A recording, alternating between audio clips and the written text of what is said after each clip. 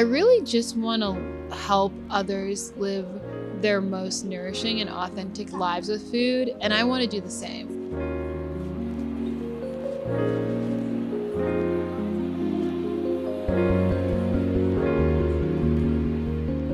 Hi, my name is Brianne. My pronouns are she, her.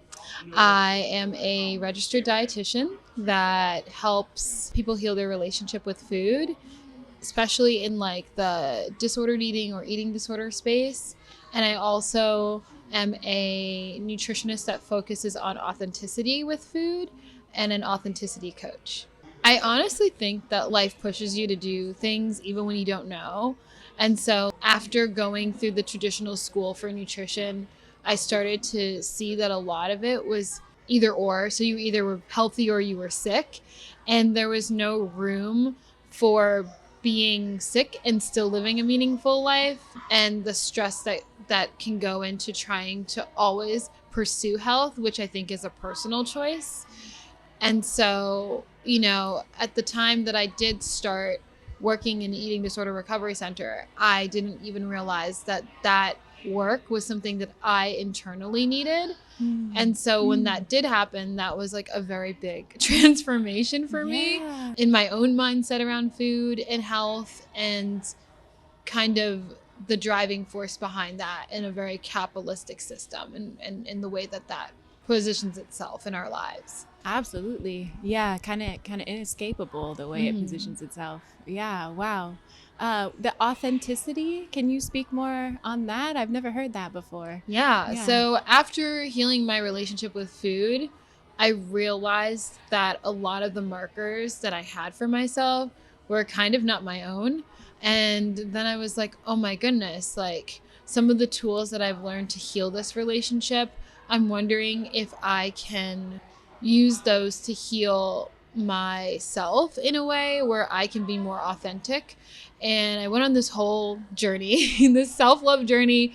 And at first I started like writing things down in like my phone on my notes. And then I was like, okay, there's too much to write here. I'll just put it in a Google Doc. And then the Google Doc turned into, well, this is really jumbled. Maybe I'll put it on Canva. And then it turned into, oh my goodness, maybe I can make some art with this and make some artwork. And then it became basically a self-help workbook on like how to be your most authentic self. And that's kind of like how it all came together. And yeah, just it feels very settled. It feels very like, okay, I feel like this is where I need to be. That's amazing. Oh my goodness. Where can people find that cookbook? If you go to my website, which is eatforsuccess.com, you can definitely order the book from there. There's a link. And then also, I think in terms of like things that I do as a dietitian, I do have private clients, but I've been recently very drawn to workshops, and mainly because I feel like workshops are more accessible for people. And then also I feel like workshops, I have a lot more of creative license. So, like going to a community garden, making a meal together, or talking about, different parts of societies that will allow us to be ourselves with our food choices or our body. All of those things, I feel like I love the community aspect, and that's why I'm shifting more into the workshop base. But I think either way, the offerings are valuable, especially if you feel like that's something that like impacts your life on a day-to-day basis. And speaking of impacting your life on a day-to-day basis, food could not get more impactful. Yeah. We all have different journeys, but there's one thing in common.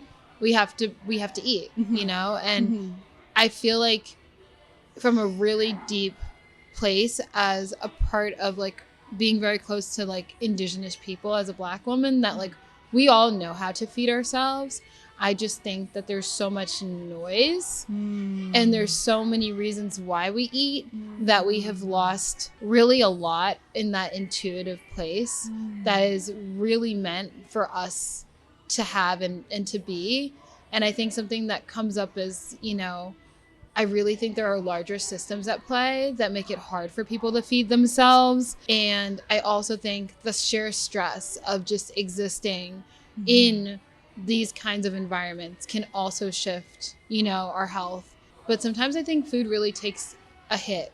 And also like the thought process that we're all cut from the same cloth. We have all the same financial background and accessibility. And it's just like, we really need to meet people where they are with that. You brought in the macro systems in play in how we consume, and consumption is such a topic of like that's our essence, is consuming. And how can we do that ethically? How can we do that in line with our own health and the health of the ecosystems that we live in?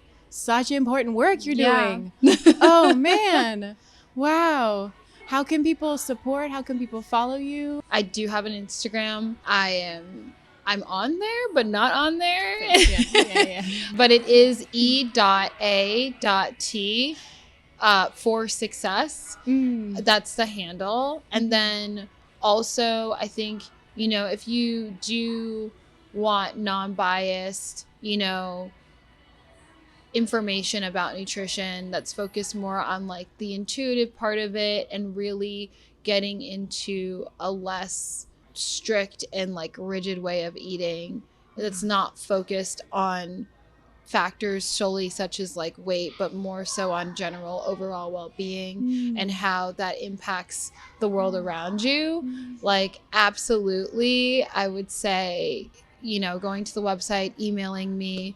My email is Brianne at Eat for Success. And, saying, hey, we would like to explore those workshops because I think, there's a lot of shame and it's important. I really just want to help others live their most nourishing and authentic lives with food. And I want to do the same.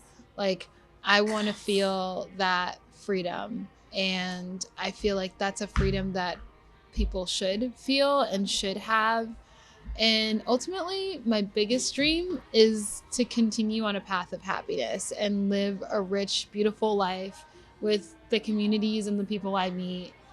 And I think that's like really the point of life. So like, despite my like goal aspirations for work, I think it really just comes down on like meeting people, exploring with them, and having a life where that community is a big part of it. You don't have to have one dream. Like, you can have many, and they can all exist, and they can all exist together. And that in itself is like a part of the thing that you need for a dream. Like, the more dreams you have, the more ability to kind of like change the world. And I like sense that from you. And, like, I heard about this event yesterday. Nice. Yeah. I like really wanted to meet you. And like, I think that this is like exciting. And you did give me another thought about what a tangible dream would be, which is, like hearing that you got to travel around the world. I'm wondering what that would look like, as a dietitian, to really travel the world and look at the way people process food, but not just any people, but like indigenous people. And like really like immersing myself in that lifestyle. Right. I do have a hunch that stress is a big role that plays in the way that we are able to produce any type of emotion or like life. But I guess I can name that as my dream in this moment. There's all these different archetypes of what a good person looks like or a bad person looks like, when in reality we have the ability for both, and it flows through us in amazing ways. One of my things that I've been thinking about recently has just been a concept that I hope I get some time to work on, but it's basically making art out of a lot of the different foods that were fed to enslaved people, and showing that, of course they got scraps and things that people would discard, but ultimately it kept a group of people alive through one of the most traumatic moments in their lives. And I think that should be celebrated in artwork. That should be reclaimed, because a lot of those foods today are demonized. They're called unhealthy, but like not everything that we consume is for health. Like there are things that we consume that are for a greater purpose. Survival, life enhancement. Yeah. Emotional. Yeah. And Yeah. like seeing food as more than just like fuel is such a it's like the bottom baseline of building that authentic, peace with food. Yeah. So amazing. Oh, so cool. Oh, I love this conversation. Yeah, me too. Yeah.